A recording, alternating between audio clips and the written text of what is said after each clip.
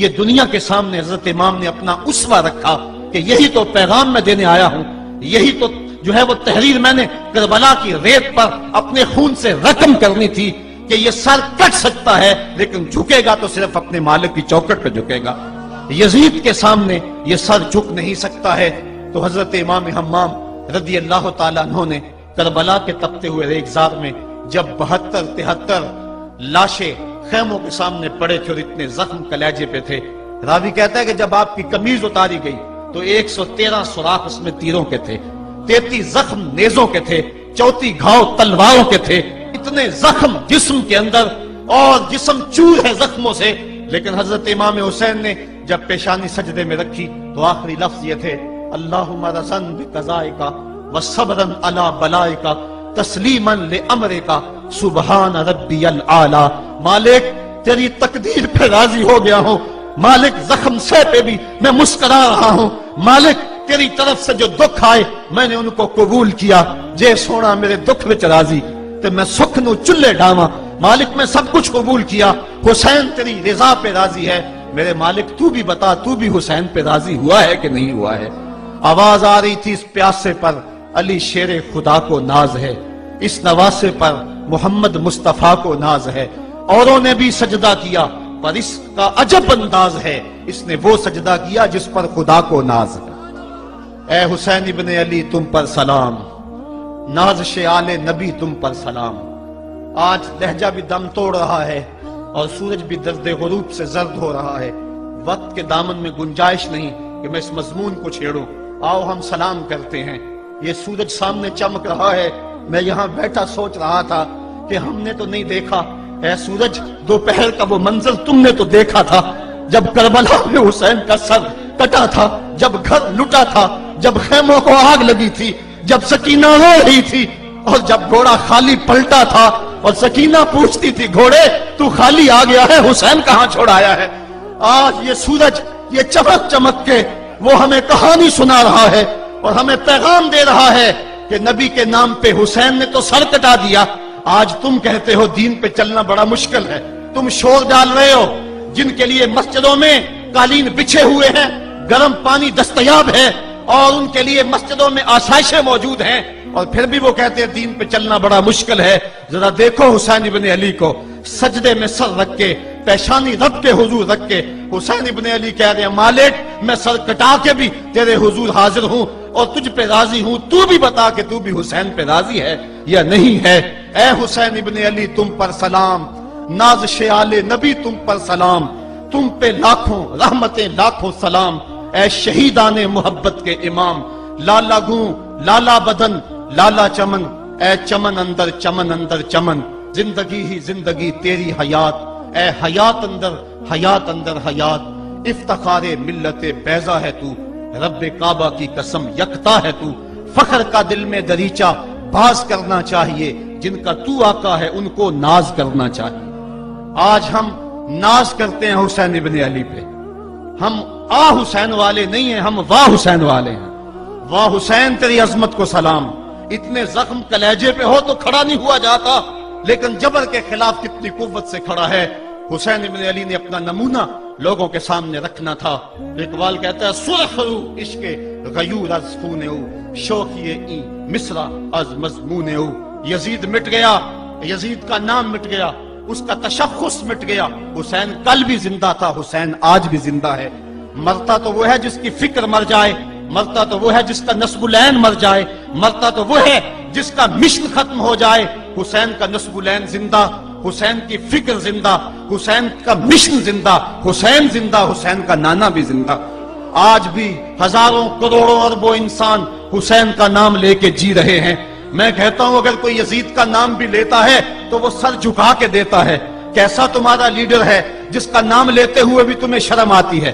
نام لینے سے پہلے سر جھکاتے ہو، نام لیتے ہوئے پسینہ پسینہ ہوتے ہو، نام لینے کے بعد منہ چھپا لیتے ہو۔ تمہیں اپنے قائد اور اپنے لیڈر کا نام لیتے بھی شرم آتی ہے، اور جب ہمارے لبوں پہ نام حسین آتا ہے ہمارا قد اونچا ہو جاتا ہے، ہمارا سر فخر سے بلند ہو جاتا ہے۔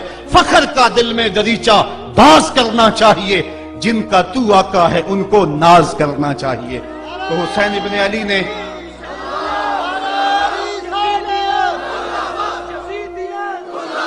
کسی نے کہا تھا کہ یہ دو شہزادوں کی جنگ تھی، تو کسی نے بڑا خوبصورت جواب دیا. اس نے کہا کربلا جنگ تھی اگر دو شہزادوں کی، قلم میں زور ہے تو لکھو حسین ہار گئے، لہجے میں تنتنا ہے تو لکھو حسین ہار گئے، انداز میں زور ہے تو کہو حسین ہار گئے. زمانہ کل بھی کہتا تھا، زمانہ آج بھی کہتا ہے، حسین کل بھی جیتا تھا، حسین آج بھی جیتا ہے. جب حضرت امام حسین رضی اللہ تعالیٰ عنہ کا سر انور کاٹ لیا گیا اور خولی بن یزید نے نیزے کی نوک پہ اس کو رکھا، ویسے رخ سر کا زمین کی طرف سے تھا. کسی نے کیا خوب کہا، باں کے سر نیزے پہ اور سوئے زمین ہے روح، یعنی سجدہ ثانی کی ہے آرزو. رکعت کے دو سجدے ہوتے ہیں، ایک سجدہ ہوا تھا کہ سر انور جدا کر لیا گیا، جب نیزے کی نوک پہ تھا سر تو رخ زمین کی طرف سے تھا. شاعر کہتا ذرا غور سے دیکھو سر حسین کیا کہہ رہا ہے. سر حسین کی پیشانی زمین کی طرف ہے، پیشانی میں دوسرے سجدے کی آرزو مچل رہی ہے. تو جب امام حسین کا سر خولی نے نیزے کی نوک پہ چڑھایا، اس نے تو یہ کہنا چاہا تھا کہ ہم فتح یاب ہوئے اور دیکھو ہم نے سر کاٹ لیا. کسی نے کہا ذرا غور سے دیکھو یہ تو سر کٹ کے بھی سر بلند ہے، یہ سر کٹ گیا پھر بھی سر بلندی نہیں گئی ہے، اس کا بانکپن پھر بھی نہیں گیا ہے. حسین کا سر کل بھی اونچا تھا، حسین کا سر آج بھی اونچا ہے. اس کا نام زندہ، اس کا پیغام زندہ، اس کی فکر زندہ. حضرت امام زین العابدین یہ کربلا کے وہ شخص ہیں جنہوں نے سارا منظر اپنی آنکھوں سے دیکھا تھا. اتنے دکھ کسی کو نہیں پہنچے جتنے زینب اور زین العابدین کو پہنچے ہیں. سب منظر کھلی آنکھوں سے دیکھا. 14 سال کی عمر ہے، بیمار ہیں، تاریخ بتاتی ہے اس کے بعد ساری زندگی حضرت زین العابدین نے ٹھنڈا پانی نہیں پیا. جب پانی پینے لگتے تڑپنے لگتے، کہتے مجھے سکینہ کی پیاس یاد آتی ہے، مجھے علی اصغر کا تڑپنا یاد آتا ہے. ساری زندگی پھر ٹھنڈا پانی نہیں پیا. حضرت امام زین العابدین نے یہ سارا منظر کھلی آنکھوں کے ساتھ دیکھا تھا. اور پھر آپ نے دمشق کے بازاروں میں بھی اور کوفے کی گلیوں کے اندر بھی سروں کا یہ قافلہ اپنی قیادت کے اندر جو ہے وہ گزارا تھا. جب یزید کے دربار کے اندر حضرت امام زین العابدین پہنچے تو یزید نے پہلے تو جو ہے وہ دکھ کا اظہار کیا. بعض لوگ یہاں سے یزید کی بریت کا اعلان کرتے ہیں. یہاں کسی نے بڑی خوبصورت بات کہی کہ قاتل کی پشیمانی مقتول کی اہمیت کو تو بڑھا سکتی ہے لیکن اس کے دامن سے قتل کے داغ کو نہیں دھو سکتی. تو اس نے یہ سب کچھ کیا، یہ بس اس کے ٹسوے تھے جو وہ بہانے لگا. لیکن بعد میں اس نے حضرت امام حسین رضی اللہ تعالی عنہ کے دانتوں کے اوپر جو ہے وہ چھڑی مارنا شروع کر دی. تو حضرت ابو برزہ اسلمی صحابی رسول وہاں موجود تھے، وہ کھڑے ہو گئے، اٹھ گئے، بدن کانپتا ہے ان کا. کہنے لگے ظالم ارفع قدیبہ کا، یہاں اپنی چھڑی ہٹا لے. میں نے اپنی ان آنکھوں سے دیکھا ہے کہ کان رسول اللہ صلی اللہ علیہ وسلم یلسمہ، حضور نے ان ہونٹوں کو خود چوما ہے. تو یہ کہہ کہ آپ دربار سے نکل گئے اور روتے تھے اور آپ کے بدن پہ کپکی بھی تاری تھی. بعد میں یزید نے کہا حضرت غلطی ہو گئی اور یہ میں نہیں چاہتا تھا، بتائیں آپ کی کوئی شرط ہو. تو آپ نے فرمایا میری 4 باتیں مان لو. ان 4 باتوں میں ایک بات یہ تھی کہ سر حسین اور سر شہیداں ہمارے سپرد کر دو تاکہ ہم کربلا جا کے ان کی تدفین کر سکیں. دوسری یہ تھا کہ ہمیں مدینہ حفاظت سے پہنچا دو. تیسری شرط یہ تھی کہ مجھے جو ہے وہ جمعے کا خطبہ دینے کی اجازت دو آج دمشق جامع مسجد کے اندر. چوتھی بات آپ نے یہ فرمائی کہ قاتلان حسین جو ہے وہ میرے سپرد کرو. اس نے کہا ہاں کون ہے قاتل حسین کا؟ لوگوں نے کہا خولی ہے. خولی نے کہا میں نے قتل نہیں کیا، یہ سنان بن انس نخی نے کیا ہے. سنان بن انس نخی کو کہا ہاں تو بتا. کہنے لگا میں قتل کیوں کرنا تھا، یہ تو شمر ذل جوشن نے کیا ہے. شمر ذل جوشن کو کہا تو بتا. کہنے لگا میں نے قتل نہیں کیا، میرا کون سا حسین نے کچھ بگاڑا تھا، قتل اس نے کیا ہے جس کی حکومت کو خطرہ تھا. تو یہ ہے وہ ہے قاتل حسین کا. اب یزید کہنے لگا تمہاری یہ شرط تو میں پوری نہیں کر سکتا، یہ بات تو پوری نہیں کر سکتا، اب خطبہ دے لو. اب حضرت امام زین العابدین خطبہ دینے کے لیے کھڑے ہوئے.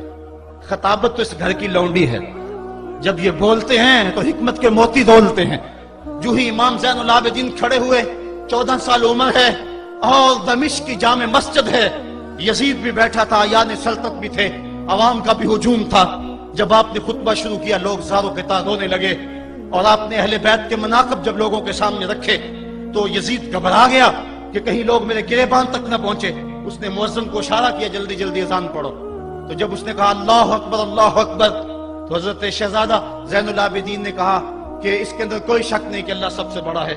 جب شہادتین کا کہا اشہد ان لا الہ الا اللہ، حضرت امام زین العابدین نے اس کے جواب کے اندر کہا ہاں ہاں اللہ کے علاوہ کوئی معبود نہیں ہے، اس کی گواہی ہم نے خون سے دی ہے، ہم نے اپنے لہو سے دی ہے اس کی گواہی.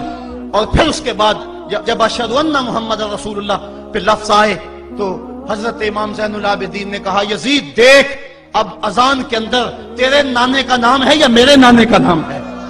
آج بھی منبر پہ میرے نانے کا نام ہے.